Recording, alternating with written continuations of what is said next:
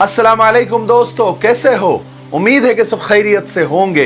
अल्लाह आप लोगों को ऐसे ही खुश रखे। चलिए आज के किस्से की तरफ बढ़ते हैं। पुराने ज़माने की बात है कि एक सुनार जो कि मुंबई का रहने वाला था, वो लाहौर गया कारोबार के सिलसिले में। उसके पास काफ़ी हीरे और मोती थे। उसने बाजार में एक मजलिस में अपने हीरे और मोती की नुमाइश करने लगा और लोग वाह वाह करने लगे, कुछ खरीदने भी लगे। उसने एक बहुत कीमती मोती अपनी जेब से निकाला और लोगों को दिखाने लगा और लोगों से कहने लगा कि लोगों, ये मोती शब अफरोज है, ये रात में बहुत ज्यादा चमकता है। लोगों ने बहुत वाह वाह की। उसका सारा जो भी उसको बेचना था, कारोबार खत्म हुआ। शाम हुई तो वो अपना सामान समेटने लगा और उठकर जाने लगा। तो एक चोर भी उसी मजलिस में बैठा हुआ था। वो सब सुनार की ये सब बातें सुन रहा था, हीरे और मोती देख रहा था। उसने वो मोती जो रात को चमकता है, शब अफरोज, वो भी उसने देखा। तो चोर के मुंह में पानी आ गया। जब सुनार अपना सामान समेट कर जाने लगा तो चोर उसके पास आया और कहने लगा कि आप कहाँ जा रहे हैं, कहाँ का इरादा है?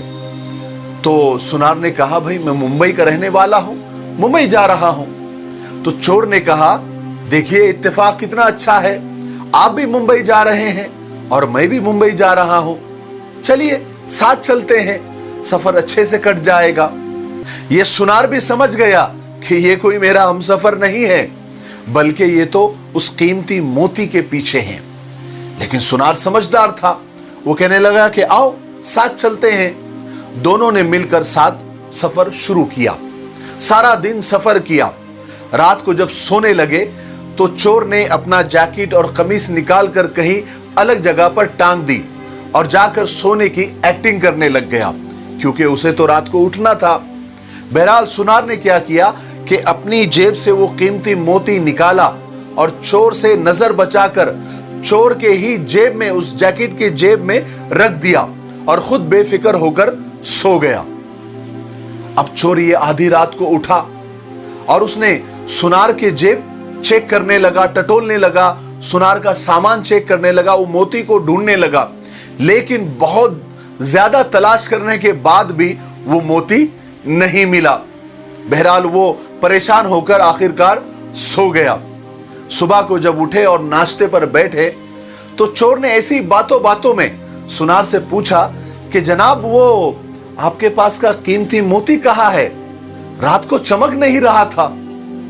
सुनार ने अपनी जेब से मोती निकाला और चोर को बताया। कहा कि ये तो मेरे जेब में ही है, मेरे ही पास है। चोर सुनार के हाथ में मोती देखकर हैरान हो गया। उसकी हैरानी का तो कोई ठिकाना ही नहीं रहा। उसने दिल में सोचा कि मैंने रात में सुनार की तो सारी जेबें अच्छे से तलाश कर ली थी, अच्छे से टटोल ली थी, लेकिन ये मोती मुझे नहीं मिला। लेकिन ये मोती तो उसी की जेब में था, इसीलिए तो उसने निकाल कर दिखाया। लेकिन चोर ने फिर सोचा कि अभी सफर तो कई रात चलेगा। जो काम मैं कल रात नहीं कर सका, जो चोरी मैं कल रात नहीं कर सका, वो मैं आज की रात कर लूंगा। लेकिन सुनार उससे ज्यादा समझदार था।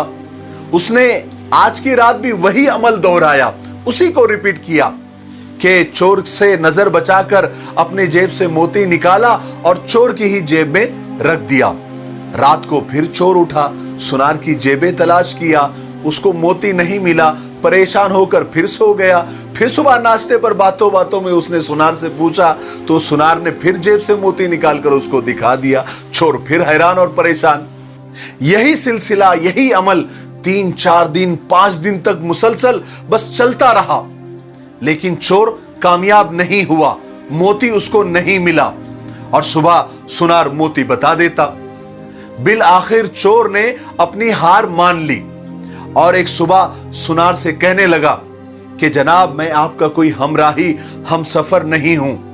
मैं तो बस आपके साथ उस मोती के खातिर, उस मोती को चोरी करने के लिए आपके साथ हम सफर बनने का नाटक कर रहा था।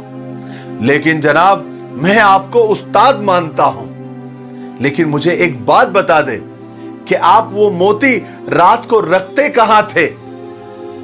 तो सुनार ने मुस्कुराते हुए कहा कि मियां, तुम रात भर दूसरों की जेब टटोलते रहे, कभी अपनी जेब में भी हाथ डाल दिया होता तो वो मोती तुमको मिल जाता और तुम कामयाब हो जाते।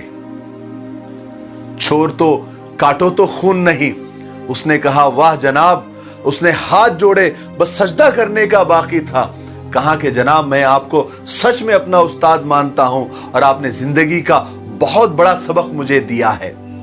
मेरे भाइयों, बहनों और दोस्तों, आज हमारी मिसाल भी उस चोर की सी हो गई है जो लोगों के ऐब ढूंढते फिर रहे होते हैं, मगर कभी अपने गिरेबान में झांक कर देखते तक नहीं।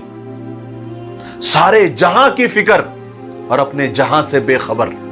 हमारी ये आदत बन चुकी है, अल्लाह माफ करे, कि हम हमेशा दूसरों की गलतियां, दूसरों की बुराइयां ढूंढते रहते हैं, कभी अपने आप को नहीं टटोलते। हमें चाहिए कि दूसरों की ऐब की तलाश और दूसरों की बुराइयां तलाश करने से बेहतर है कि अपने अमल, अपने करतूतों का हिसाब करें। जिस दिन हम खुद का हिसाब करना शुरू कर देंगे, उस दिन दूसरों के ऐब और दूसरों की बुराइयां नहीं लगेगी, और सबसे बड़े गुनहगार और सबसे बुरे इंसान हम खुद अपने आप को लगेंगे।